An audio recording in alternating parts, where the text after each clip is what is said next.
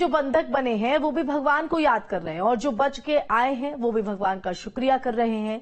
इस तबाही में न जाने कितनी जिंदगियां खत्म हो गई, कितने घरों के चिराग बुझ गए, किसी ने बेटा खोया तो किसी ने बाप। लेकिन कुछ खुशनसीब ऐसे भी हैं जो मौत को मात देकर अपने घर वापस लौट आए। लेकिन घर वापस लौटकर उन्होंने जो आप बीती बताई वो सच में डराने वाली थी। इन्होंने पहाड़ पर हुई तबाही के हर एक मंजर को बयां किया। वो बता रहे हैं कि जिसका हाथ छूट रहा था, मौत उसको अपनी बाहों में भर ले रही थी।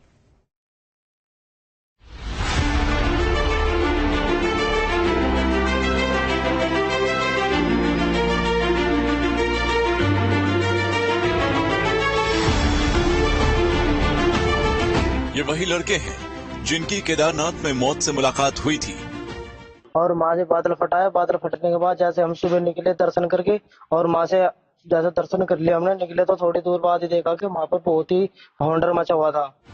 ये वही लड़के हैं जिन्होंने अपनी आंखों के सामने मौत को खेल करते देखा है। और लस्से पड़ी थी, लस्से के ऊपर वो पैर टेक का अलग अलग गए, खोपड़ी भी कटी पड़ी थी। ये वही लड़के हैं जिन्होंने पहाड़ पर आई भयावह तबाही को छू कर देखा है। घर वाले हमारे इंतजार कर रहे हैं कि हमारे बच्चे फंसे हुए हैं, कैसे निकलेगा वहां से। इतने दर्दनाक मौत हुई है। इनकी आप बीती सुनकर आपके रोंगटे खड़े हो जाएंगे। वहाँ पर पार्टी और अलग सब कुछ नष्ट हो रहा था, गाँव सब टूटा फूटा था। हमको बहुत पहाड़ी के ऊंचे से निकाले आ रहे थे पकड़ पकड़ के। मौत को मात देकर आए ये युवक शामली के रहने वाले हैं। इन्होंने पहाड़ पर मची तबाही को महसूस किया है। इन्होंने पहाड़ पर गूंजती वो चीखें सुनी है जो अब इनको सोने नहीं दे रही है। केदारनाथ में जो तराही अभी आई है, जो बादल फटने से वहां पर तराहीमाम हुआ है और गांव के गांव वहां पर बह गए। उसी के साथ भी सिलावर गांव जो जनपद शामली में पड़ता है, वहां से भी कुछ लोग केदारनाथ दर्शन करने के लिए गए थे। वो पहले बद्रीनाथ जाते हैं, उसके बाद केदारनाथ में दर्शन करते हैं। केदारनाथ में दर्शन करने के दौरान बादल फटते हैं। बादल की इतनी तेज वहां पर धमनी थी कि ये लोग सहम गए और पृथ्वी जैसे कि हिल गई हो। और एक जबरदस्त गर्जना के साथ में वहां पर बादल फटा, और बादल की जो उनके साथ वहां का भयानक मंजर रहा है, हम उनसे जानेंगे वहां पर ऐसा क्या हुआ और किस तरह से वो लोग यहाँ तक बचकर पहुंचे हैं। सबसे पहले आप ये सुनिए कि ये तबाही शुरू कैसे हुई, कैसे पल भर में मौसम ने करवट ली, कैसे पूरी पहाड़ी पर फटते बादलों की कड़कड़ाहट हुई और कैसे पल भर में आसमान से तबाही बरसने लगी। पहले हम बद्रीनाथ गए थे, बद्रीनाथ से हम केदारनाथ गए, और केदारनाथ से जैसा ऊपर गए, ऊपर से हम जाले प्रसाद चढ़ा अच्छी तरह से। और जैसे शाम हुई, शाम के टाइम बारिश हुई बहुत जबरदस्त। और माँ से बादल फटाया। बादल फटने के बाद जैसे हम सुबह निकले दर्शन करके, और माँ से जैसे दर्शन कर लिया हमने, निकले तो थोड़ी दूर बाद ही देखा कि वहाँ पर बहुत ही भवंडर मचा हुआ था। वहाँ पर पार्टी और अलग सब कुछ नष्ट हो रहा था, गाँव सब टूटा फूटा था।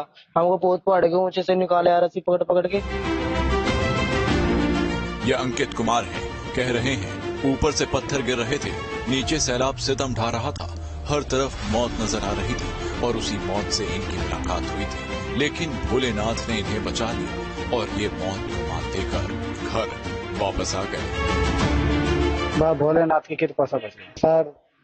बस कुछ नहीं पूछा क्या हुआ हमारे साथ, मतलब इतनी खतरनाक पैड़ी थी, बादल फटने से बहुत आदमी मर गए। हम रस्सी तक चढ़ रहे थे, एक रस्सी बीच में से टूट गई, इसमें 28 बंदे नीचे पहाड़ी के नीचे सड़क गए।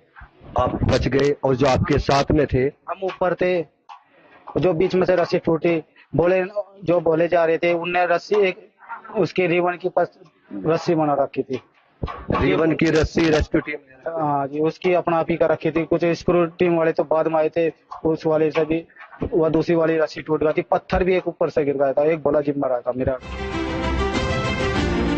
अगर डर की कोई लकीर होती है तो इनके चेहरे पर आप उस लकीर को बिल्कुल साफ देख सकते हैं।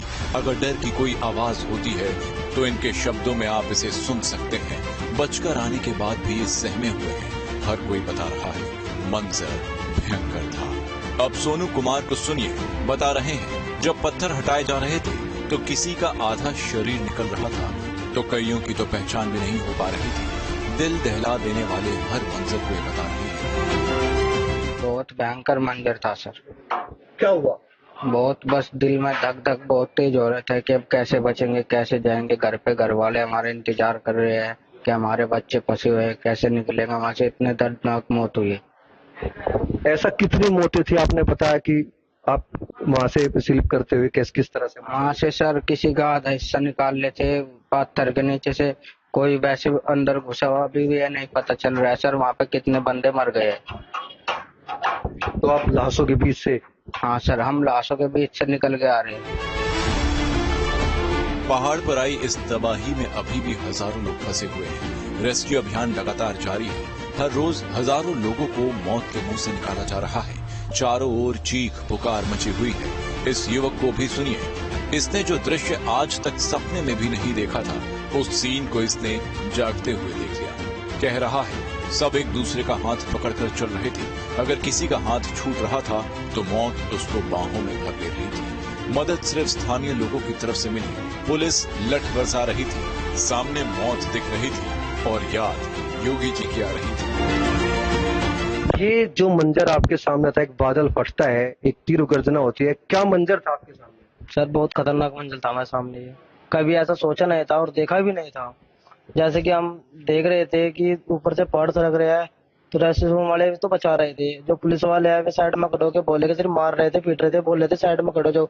और जैसे मदद कर रहे थे, मदद भी उतनी वो नहीं थी, मदद भी सिर्फ नाम की थी। वे हेलीकॉप्टर लगा रखे थे उन्होंने, 5 थे वे, मगर वे एक आता था, एक आता ही नहीं था। आता है तो वो खड़ा हो जाता है, दूसरा ऊपर चल जाता है, तो बंदे खड़े खड़े किल के मार रहे थे, भाई हमको ले जाओ, हमको ले जाओ। किसी को नहीं ले जाते थे। जो जाते थे सबसे नीचे को निकल गए, उसके पुलिस वाले मारते थे। सब योगी को पुकार रहे थे कि काजी योगी होता तो हेलीकॉप्टर कोई आर्मी वाला कोई अच्छा लगाता, मगर वहां पर तो सिर्फ हेलीकॉप्टर ऐसा था कि इसमें 4-5 बंदे ही कुलाते थे।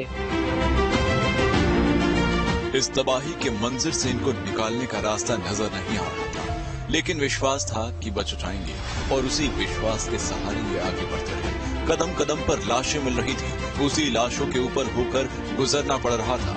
इन्होंने तबाह होते गांव को देखा, उजड़ती दुकानों को देखा और भूखे प्यासे 4 दिन तक मौत से लड़ते रहे। हम तो अपने उससे निकले आए जी, विश्वास लेके कि अब ऊपर वाले के हाथ में है, जैसा भी होगा। पहाड़ गिर रहे थे ऊपर से, उनके नीचे से निकल के जा रहे थे। अच्छा, तो पुलिस वालों ने कोई मदद नहीं? पुलिस वाले कुछ भी नहीं कर रहे थे जी, और लाठ बजा रहे थे सारे उस पे यात्री वालों पे। तो आपके कितने लोग? बाहर आके तो पत्थर फट गए। उसके बाद देखा तो मैं बहुत मौत हो रही थी सर। मौत हो रही तो हम लाशों के ऊपर से निकाल के जिप गए। वहाँ 4 दिन फंसे रहे जी सर। 4 दिन? हाँ जी। तो प्रशासन की तरफ से कोई मदद मिली? नहीं सर, कोई प्रशासन की कोई मदद नहीं। और लस्से पड़ी थी, लस्से के ऊपर वो पैर टेक का अलग अलग गए लिपट सारा। खोपड़ी भी कटी पड़ी थी। आपने कितनी लाशें देखी लगभग जी? एक रस्से पे तो टूट के 28 बंदे तो एक जगह गए जी। अच्छा। 2 बंदे जो हमारे आगे में गए और 2 गांव तो पूरे नष्ट हो गए जी। ये वो लोग थे जो मौत से लड़कर यहाँ पर पहुंचे हैं। केदारनाथ दर्शन करने के लिए जाते हैं, बादल फट जाता है और चारों तरफ एक पानी का सैलाब जो गांव के गांव बहा ले जाता है।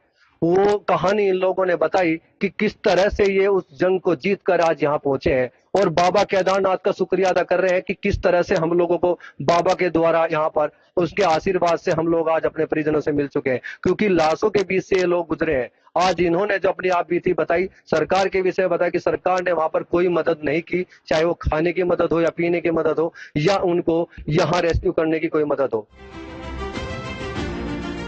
4 दिन तक ये मौत से लड़ते रहे। सोचिए इनके परिजनों का इन 4 दिनों में क्या हाल हुआ होगा। 4 दिन तक मां के आंसू नहीं रुके। घर में चूल्हा तो जल रहा था, लेकिन पेट नहीं भर रहा था। घर में घबराहट ने घर बना लिया था। इस मां के साथ 4 दिन तक बस चिंता ही साथ थी। हमें से जी इनके जी फोन ही नहीं मिल रहे थे जी, बिल्कुल ही। जैसे फोन नहीं मिल रहे थे हम घबरा गए। हमने सोचा कभी कुछ होना नहीं ना हो जाए। पहले इनके पिताजी नहीं है, मेरे तो यही 2 बच्चे हैं जी।